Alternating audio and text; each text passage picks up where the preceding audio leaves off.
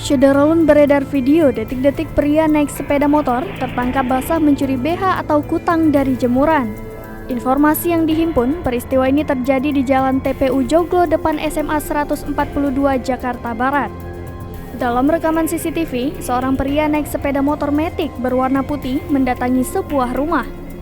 Di depan rumah korban terdapat banyak jemuran yang digantung menggunakan bambu. Pria itu sempat berpura-pura memainkan handphone. Tak lama berselang, ia berhenti memainkan handphonenya. Setelah merasa aman, pria yang mengenakan jaket dan helm mulai berjalan pelan menarik BH dari jemuran. Pria itu sempat berusaha kabur dan meninggalkan sepeda motornya begitu saja. Akan tetapi aksinya gagal. Beberapa warga yang mendengar teriakan mulai datang. Warga berusaha mengamankan pelaku pencuri BH. Pelaku sempat melawan dan bersikeras ingin menyelamatkan diri.